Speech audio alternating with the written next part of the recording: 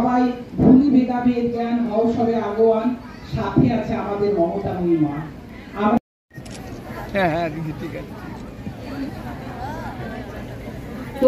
পশ্চিম বর্ধমান মহিলা তৃণমূল কংগ্রেসের পক্ষ থেকে আসানসোল রবীন্দ্র ভবনে কর্মী সভা করা হয়।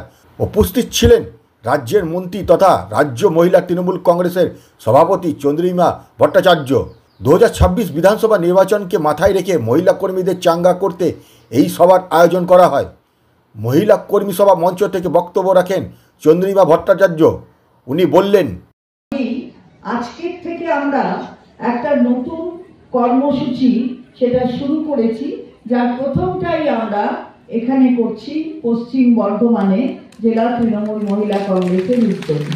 আপনারা দেখছেন যে এই কর্মসূচির নাম হচ্ছে মহিলাদের শক্তির মূল, দিদির তৈরি তৃণমূল। আমাদের শক্তি, সেই শক্তি দিয়েছে দিদির তৈরি করা তৃণমূল, এটা আমাদের মনে রাখতে হবে। আর আজকে থেকে যে কর্মী সভা শুরু হলো, সেই কর্মী সভায় আমরা এই বার্তাই সকলের কাছে পৌঁছে দেওয়ার জন্য আমাদের কর্মীদের অনুরোধ করব। দেখুন, মঞ্চ আর মঞ্চের নিচের মধ্যে কোনো তফাৎ থাকে না, যে যার নিজের জায়গায় কাজ করে। তাই মঞ্চ আমরা বারবার বলি, মঞ্চের নিচে যে জায়গাটা আছে সেটা না থাকলে মঞ্চটার কোনো অর্থ হয় না। তাই আপনারাই হচ্ছেন আমাদের দলের সম্পদ। এই সম্পদ আপনারা যারা আছেন, তাদের দলের কথা মানুষের কাছে গিয়ে বলতে হবে, মানুষকে জানাতে হবে কি হচ্ছে, কতদূর কি হলো।